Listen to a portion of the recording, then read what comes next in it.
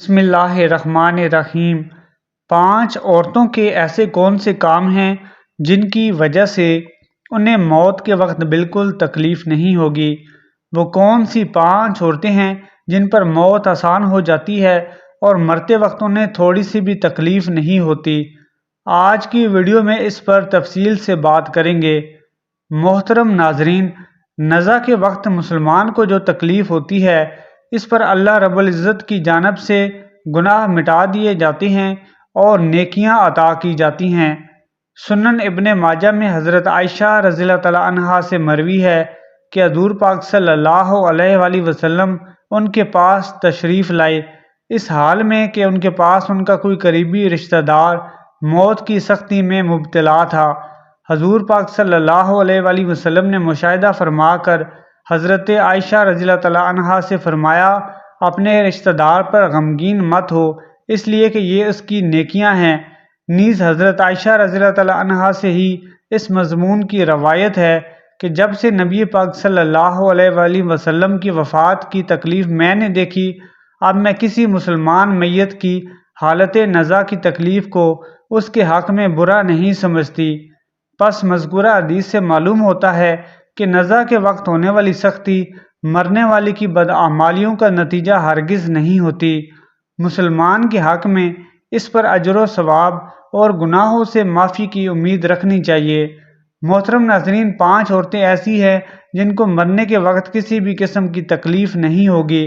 حضرت سیدنا عثمان غنی رضی اللہ تعالیٰ عنہ نے فرمایا، دنیا میں 5 لوگ ایسے ہیں جن کو مرتے وقت تکلیف نہیں ہوگی، ان کی روح آسانی سے نکلے گی۔ حالت نزا میں انسان کی آدھی روح اندر ہوتی ہے اور آدھی روح باہر ہوتی ہے اور انسان تکلیف میں ہوتا ہے۔ اس وقت انسان کو اتنی پیاس لگتی ہے کہ انسان یہ چاہتا ہے کہ میں سمندر کا پانی پی جاؤں، اور بالفرض اگر وہ 7 سمندر کا پانی پی بھی جائے پھر بھی اس کی پیاس کبھی بھی ختم نہیں ہوگی۔ روح نکلتے وقت انسان کو جو تکلیف ہو رہی ہوتی ہے وہ ناقابل بیان ہے۔ حضرت سیدنا عثمان غنی رضی اللہ تعالیٰ عنہ نے فرمایا کہ یہ 5 لوگ ایسے ہیں کہ جنہیں مرتے وقت ذرا بھی تکلیف نہ ہوگی، یعنی کہ موت آسان ہوگی اور بغیر تکلیف کے ہوگی۔ پوچھا گیا کہ جناب وہ کون سے 5 لوگ ہیں جنہیں موت کی سختی میں بھی نرمی میسر ہوگی؟ تو فرمانے لگے کہ سب سے پہلا وہ شخص ہے جو اپنے ماں باپ کی موت کے بعد، یعنی ماں باپ کے مرنے کے بعد وراثت کا حصہ اپنی بہنوں کو پہنچانے میں جلدی کرتا ہے، یعنی وراثت کا حصہ اپنی بہنوں کو جلد اور بروقت پہنچاتا ہے۔ ایسا نہ ہو کہ بہن کے بچے بھوک سے بلکتے رہیں اور تم بہن کے حق پر قبضہ کیے بیٹھے رہو، اور بہن اس انتظار میں ہے کہ میرا بھائی کب مجھے میرے ماں باپ کی وراثت میں سے حصہ دے گا۔ بہت بار یہ بھی دیکھنے میں آتا ہے کہ بہن کی شادی نہیں ہوئی جبکہ والدین دنیا سے رخصت ہو گئے، تو بھائی نے کہا کہ کوئی بات نہیں، جب بہن کی شادی کروں گا تو اس کا حصہ اسے جہیز کی صورت میں دے دوں گا۔ یاد رہے کہ اسلام میں بہنوں کو جہیز دینا فرض نہیں جبکہ ان کا وراثتی حق دینا فرض ہے۔ دراصل عورت کو جہیز دینا یہودیوں کی رسم ہے، اسلام اس کی ترغیب نہیں دیتا، لیکن اسلام میں عورت کا وراثتی حصہ دینا فرض ہے۔ واضح رہے کہ والدین کے ترکہ میں جس طرح سے ان کی اولاد نرینہ کا حق و حصہ ہوتا ہے، اسی طرح سے بیٹیوں کا بھی اس میں شرعی حق و حصہ ہوتا ہے۔ والدین کے انتقال کے بعد ان کے ترکہ پر بیٹوں کا خود تنہا قبضہ کر لینا اور بہنوں کو ان کے شرعی حصے سے محروم کر دینا سخت گناہ ہے۔ بھائیوں پر لازم ہے کہ بہنوں کا حصہ اس دنیا میں ہی دے دیں، ورنہ آخرت میں دینا پڑے گا، اور آخرت میں دینا آسان نہیں ہوگا اور ساری نیکیاں ضائع ہو جائیں گی۔ حدیث مبارکہ میں اس پر بڑی وعیدیں آئی ہیں۔ حضرت سعید بن زید رضی اللہ تعالیٰ عنہ فرماتے ہیں کہ نبی کریم صلی اللہ علیہ وآلہ وسلم نے فرمایا، جو شخص کسی کی بالشت بھر زمین بھی ازرائے ظلم لے گا، قیامت کے دن 7 زمینوں میں سے اتنی ہی زمین اس کے گلے میں توق کی صورت میں ڈالی جائے گی۔ ایک اور حدیث مبارکہ ہے، حضرت انس رضی اللہ تعالیٰ عنہ فرماتے ہیں کہ حضور نبی کریم صلی اللہ علیہ وآلہ وسلم نے فرمایا،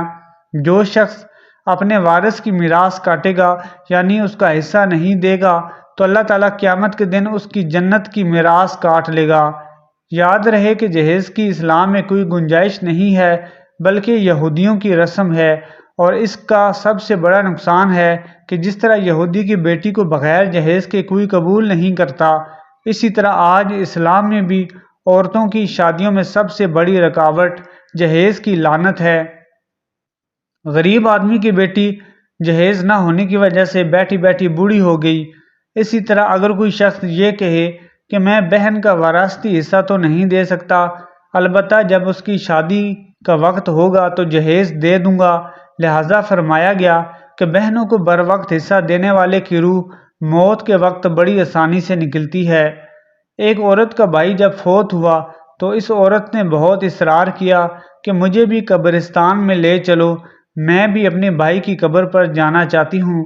خیر، اس کے اس اصرار کو قبول کیا گیا اور اسے قبرستان میں اس جگہ لے جایا گیا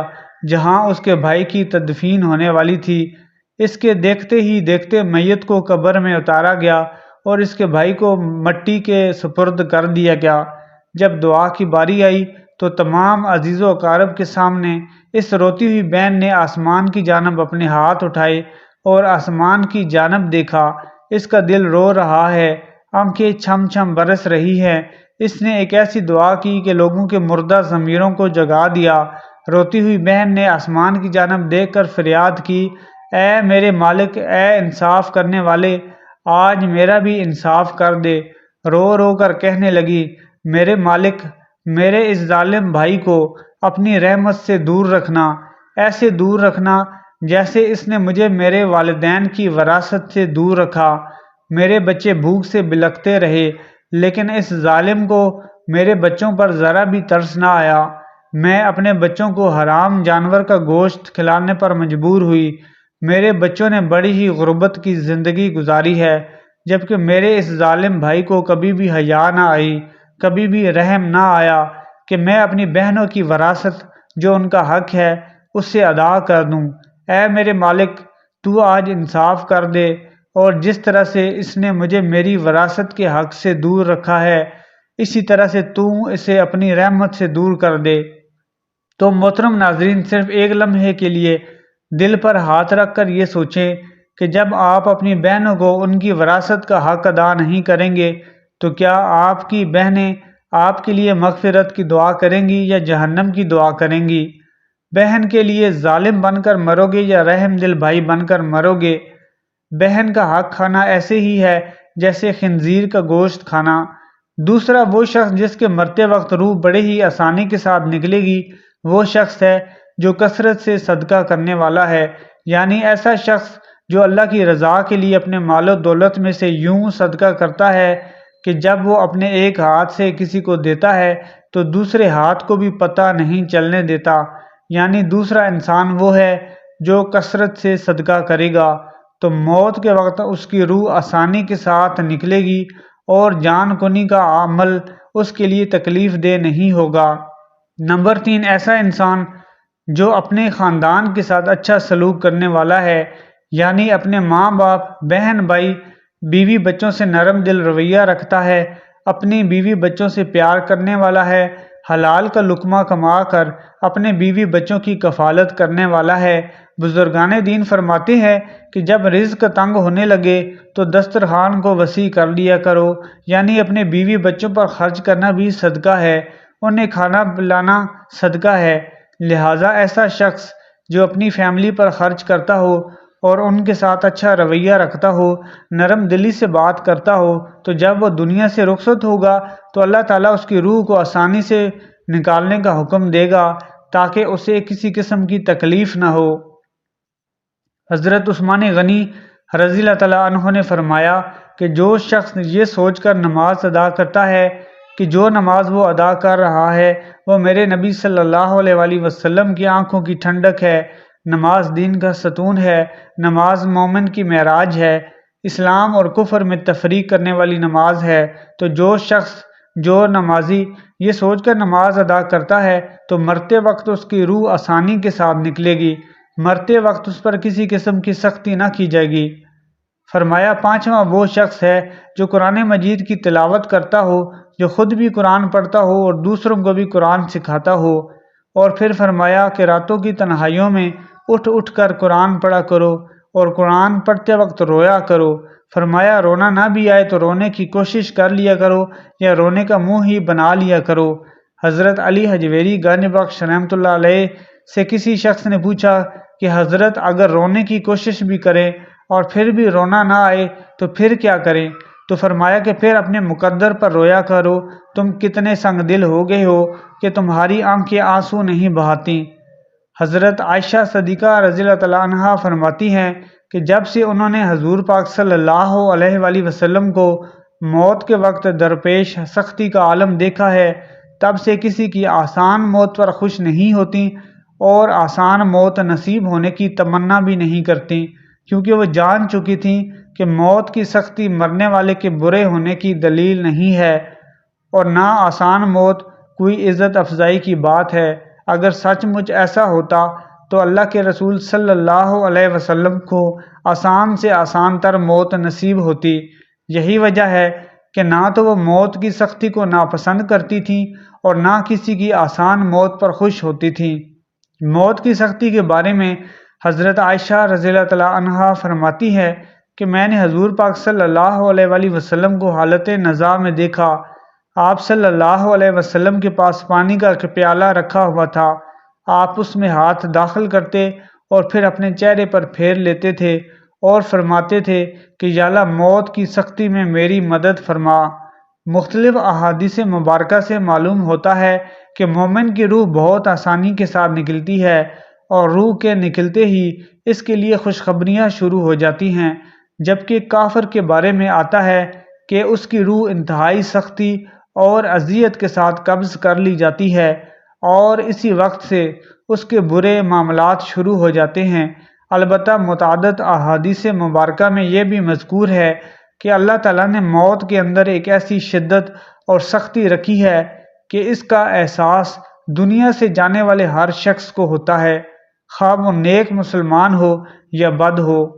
یا کہ کافر ہو، لیکن مومن پر جو تکلیف آتی ہے وہ اس کے گناہوں کی معافی اور درجات کی بلندی کا سبب بن جاتی ہے، جبکہ کافر پر تکلیف اس کی بدعمالیوں کی سزا کے طور پر آتی ہے۔ چنانچہ ایک حدیث میں آتا ہے کہ مومن گناہ کرتا ہے، اس وجہ سے اس پر موت کے وقت سختی کی جاتی ہے تاکہ اس کے گناہوں کا کفارہ ہو، اور کافر بھی نیکی کے کام کرتا ہے تو اس پر اس کی موت کے وقت کچھ آسانی کر دی جاتی ہے تاکہ اس کے ان اچھے کاموں کا بدلہ ہو۔ اس حدیث سے یہ بات معلوم ہوتی ہے کہ ہر شخص کی موت اس کے دنیا میں کیے گئے اچھے اور برے اعمال کے مطابق ہوتی ہے۔ تاہم حضرات علماء کرام اور محدثین نے یہ لکھا ہے کہ مومن کو جو بھی تکلیف ہوتی ہے، خواہ وہ تکلیف اس کے گناہوں کی بخشش کے لیے ہو یا اس کے درجات کی بلندی کے لیے ہو، وہ حالت نزع عین روح نکلتے وقت سے پہلے ہوتی ہے، اور جب اس کی روح نکل رہی ہوتی ہے تو اس وقت اللہ تعالیٰ اس کی تمام تکالیف کو دور فرما کر سہولت اور آسانی سے روح قبض کر لیتے ہیں اور آنے والے مراحل بھی آسان ہو جاتے ہیں۔ واللہ عالم۔ دعا ہے کہ اللہ پاک ہم سب مسلمانوں کی موت کی سختیوں کو آسان فرمائے اور ہمارا خاتمہ بالایمان فرمائے، آمین یا رب العالمین۔ امید ہے کہ ہماری آج کی یہ ویڈیو آپ کو پسند آئی ہوگی۔ ویڈیو پسند آئی ہے تو چینل کو سبسکرائب کرنا نہ بھولیے گا اور کمنٹ سیکشن میں اللہ تعالیٰ کے 99 ناموں میں سے کوئی ایک نام ضرور ٹائپ کریے گا۔